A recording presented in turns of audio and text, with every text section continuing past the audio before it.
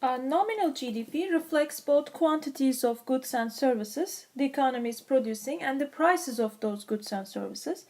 By contrast, by holding the prices constant at base year levels, real GDP reflects only the quantities produced.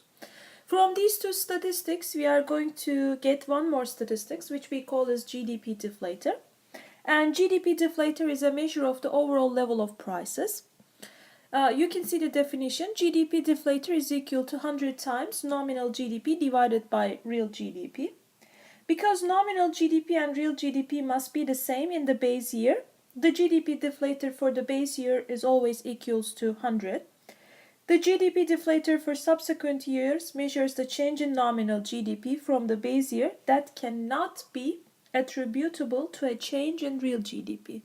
So from that sentences you can understand that GDP deflator is actually measuring the change in the prices, not change in the output, okay? The GDP deflator measures the current level of prices relative to the level of prices in the base year. To see why this is true, consider a couple of simple cases. First, imagine that the quantities produced in the economy rise over time, but prices remain the same. In this case, both nominal GDP and real GDP rise at the same rate because prices are not changing, just the quantities are changing. And so the GDP deflator, since it's the relative ratio of nominal GDP divided by real GDP and they are not changing, GDP deflator is not going to change to it will be constant. Now suppose instead that prices rise over time but the quantities produced stay at the same amount. In this case, nominal GDP rises because prices are changing, but since quantities are not changing and real GDP is calculated based on the constant prices, real GDP is not changing. Since nominal GDP is changing, the GDP deflator reflects what is happening to the prices, not the quantities. So since real GDP reflects what is happening to the prices, we can actually calculate inflation rate from GDP deflator. But first, let's understand what is an inflation rate. Inflation rate is the change in the prices. Inflation rate is the compute the percentage increase in GDP deflator from one year to the next, because since GDP deflator reflects the price change, the change in GDP deflator will reflect the change in prices. Maybe these ideas are too much theory, but let's look at the example that we did in the previous slides. Here you see on this table you will see the different years of nominal GDP and real GDP. And we are going to calculate the GDP deflator given that we have nominal GDP and real GDP. As you remember, in this economy we have two goods, pizza and latte, and we calculated for 2011, 2012, 2013 nominal GDP and real GDP. Let's calculate now the GDP deflator. Here we know that what is GDP deflator? It's GDP deflator is equal to 100 times nominal GDP divided by real GDP. Okay. Now we are calculating GDP deflator for 2011. 100 times nominal GDP is 6,000 divided by 6,000, it is 100. Okay, because they will cancel each other, but we left with 100. We don't need to calculate for base year. GDP deflator is 100 always for the base year.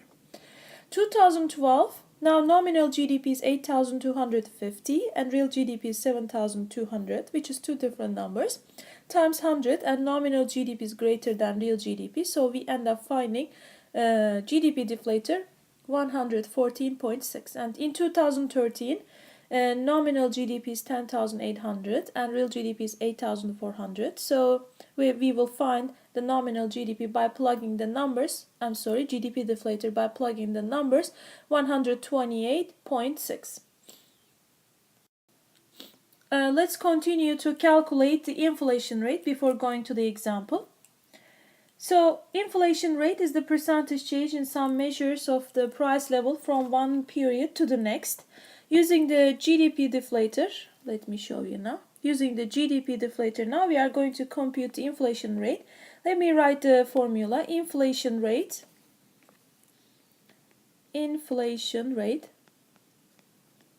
in year 2,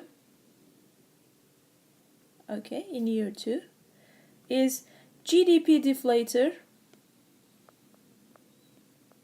2 in year 2 minus GDP deflator in year 1 divided by GDP deflator in year 1 times 100.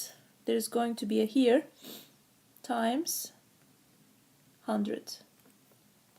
Okay, this is the formula. Now let's calculate the inflation rate from 2011 to 2012. It shows us how much the prices change from one year to another. So now inflation rate, I'm going to symbolize it by pi. Inflation rate in 2012 is equal to, okay, GDP deflator in 2012, as you see the second year, which is 100.6 minus GDP deflator in year 1, which is 2011, 100, divided by GDP deflator in year 100, and times 100.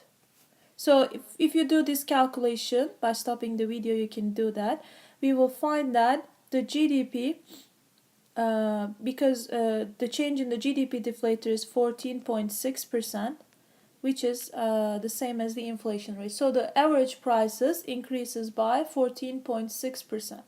If you buy something $1, next year it increased by 14.6%, which becomes like $1, 14.6 cents. So you can, as an exercise, you can calculate the inflation rate in 2013 by using GDP deflator 2012 and GDP deflator 2013. Okay, before going this, let's look at this example now. This is an example of computing GDP.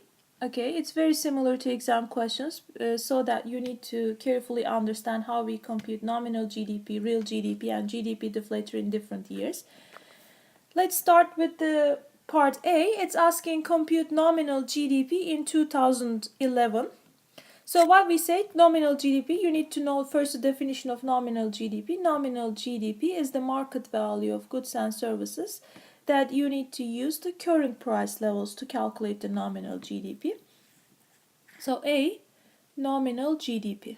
Okay, how we will calculate, since we are going to use 2011 prices, the price of good A is $30 per unit times 900 plus good B, the price is 100 times 192 units. So the total spending will be, if we calculate this, from here we will get 2,700, and from here we will get 19,200 plus 2,700. I'm sorry, this is going to be 19,200 times 27. This is 27,000. So the nominal GDP will be 46,200. Okay, this is the nominal GDP in 2011. Now the next part is asking compute real GDP in 2012, and it gives us that 2011 is the base year. So let's erase this part and then calculate B. For real GDP, we always use the base year prices, but the quantities should be the current year. So since the question is asking 2012, we are going to use the quantities in 2012. So the prices for the good A in 2011 is $30 times the quantities in 2011 is 1,000. See? Plus the price of good B in 2011 is 100 times the quantity in 2012 is 200. So here you see the current quantities but constant prices, base year prices. So the real GDP, we are finding real GDP, is going to be, if you do this calculation, is $50,000. Okay?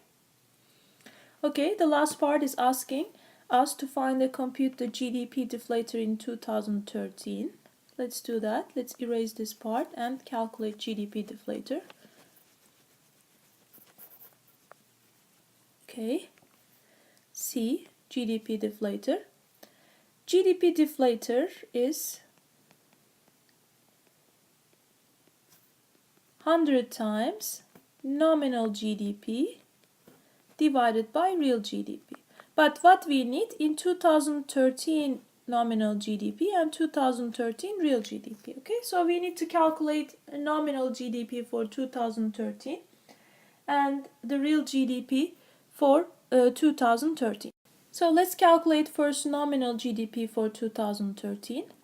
Prices for the good A is 36 times 150 units are sold plus 100 times 205. This is nominal GDP for 2013. And it will give us the number 58,300. And then we are going to calculate the real GDP for 2013. But for 2013 real GDP, we will use the base year prices, which is 2011. Given that, let me clean this part.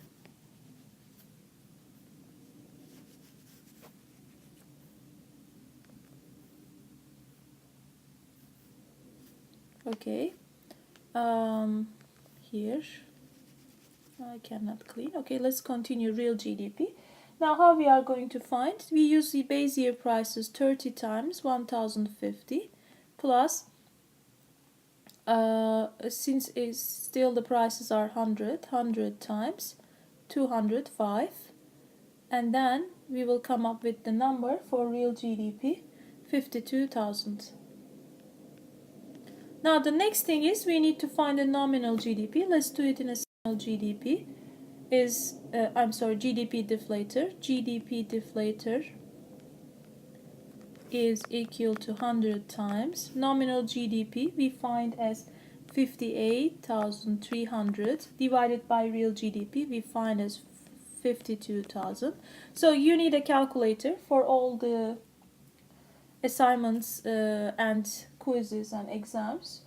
So using the calculator you may be able to find that the GDP deflator is 112.1.